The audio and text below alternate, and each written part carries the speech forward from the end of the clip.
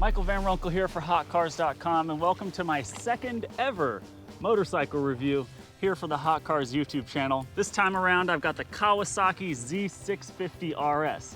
Now, compared to the Ninja 400 that I reviewed last time around, this thing's got a lot more power, and it's got sort of the retro, sporty style, but that also means it's got a completely different riding position. So let's jump into it and see what this thing can do. But first, please like this video and subscribe to our channel. It really helps us out. Thanks.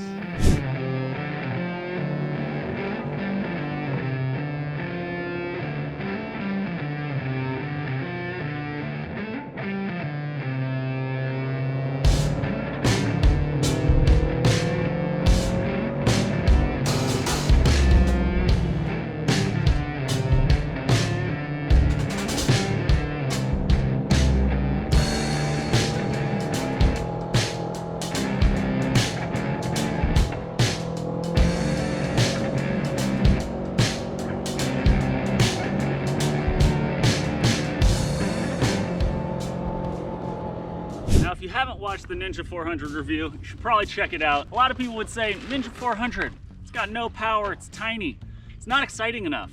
But I actually kind of liked it, and it served as a perfect entry into motorcycling for me because I'm coming from road cycling. But this Z650RS is a whole different ballgame. I've ridden a bunch of bikes in between. I got a new Monster Plus, I did a 1970s Honda CB, and I even rode the new Zero Motorcycles all-electric DSRX, including in the dirt, which was pretty sketchy. But out of all of them, I'm sort of learning the most by transitioning from the Ninja 400 to the Z650RS. It's got 67 horsepower and 48 pound-feet of torque. Those are big increases from the 47 horsepower and 24.6 pound-feet of torque of the Ninja 400. But it's also a bigger bike. It weighs like 412 pounds. The Ninja 400, more like 360. Now, of course, about 52 pounds doesn't sound like a huge difference, but keep in mind that's 15%. And we're much more upright here, which was the biggest adjustment for me because I am coming from road cycling, and the Ninja 400 already felt more upright than my carbon fiber road bikes where the seat is literally higher than the handlebars. But even with that much more power than a Ninja 400, I feel like the Z650RS is still a good middle ground. It borrows the 649cc parallel twin from the Ninja 650, and it's a great little motor.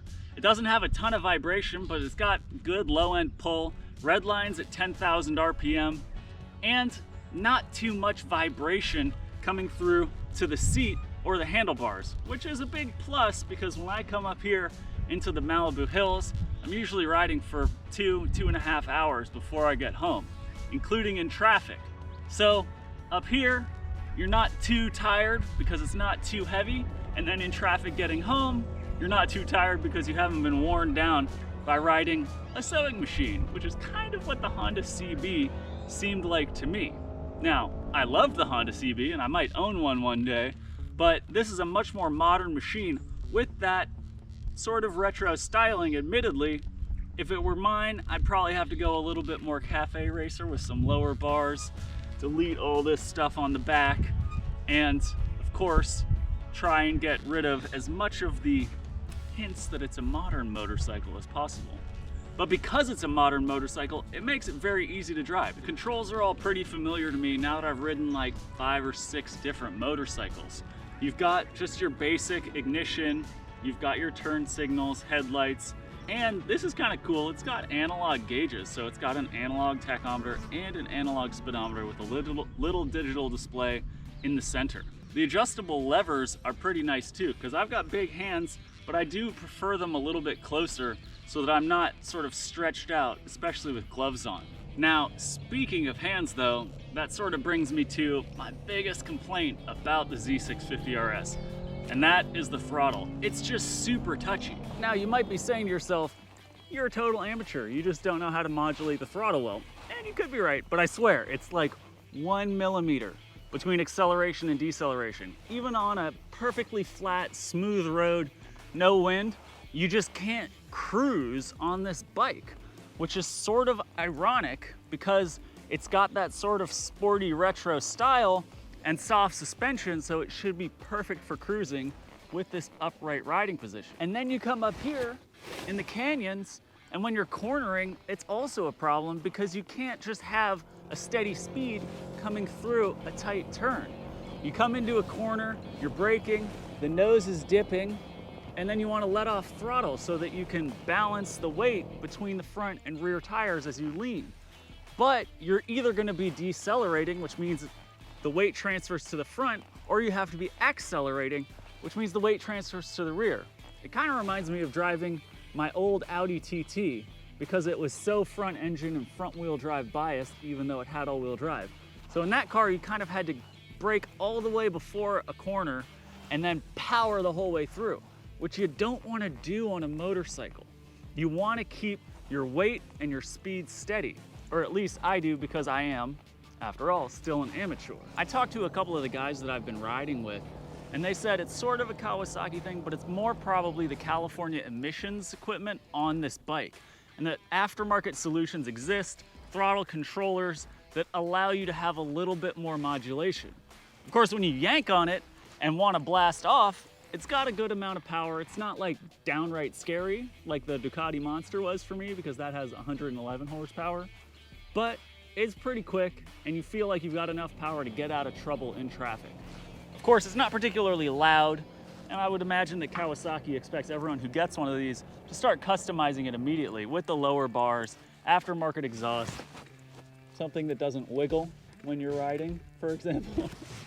But that's just my little complaints about this bike. Overall, it's been another great learning tool because I'm getting more power, I'm getting a different riding position, and I'm able to practice my upshifts and downshifts. It does have another slipper clutch, which probably helps me keep my weight transfer a little smoother. But with that slipper clutch, I'm almost tempted to like feather it a bit in the corners, which I don't think is a technique that I want to make my normal routine, if that makes sense. I want to be able to have confidence going into the corners. I do kind of dig the style. It is a nice color. It's not that Kawasaki green, which I understand it's historical and the racing history, but just doesn't do it for me. This looks a lot better. It could have some nicer touches, but this is a bike that starts at $8,999. With that, you get ABS, you get the style, you get the good engine, presumably you get Kawasaki reliability, though this is a new model for the year. At least they're cribbing a lot of parts from other established models in their lineup. I dig the analog gauges. I dig the mirrors that are actually adjustable, unlike so many motorcycles.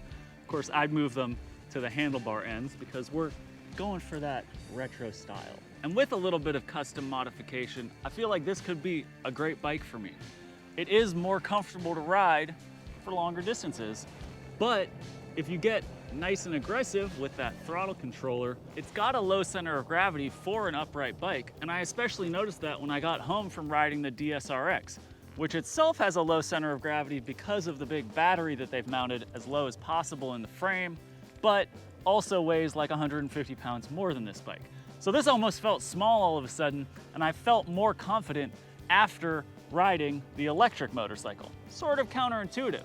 You would think that I would get spoiled by not ever having to change gears and having a ton of instantaneously available torque, but instead I was kind of happy to get back into upshifting and downshifting. It sort of brings you back to the analog driving experience that the retro style sort of hints at. Now, unfortunately, that style isn't my style. I can appreciate having a modern bike that starts every time with the vintage design, but if I was gonna do it, I'd go full cafe with a 1970s Honda and carburetors and learn how to work on a motorcycle, because it would need work.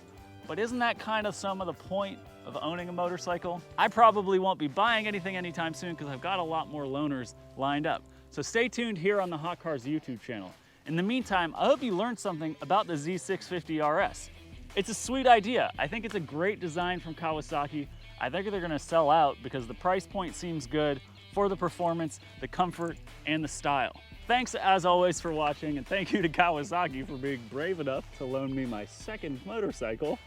And as always, before you sign off, please like this video and subscribe to our channel. It really helps us out. Thanks.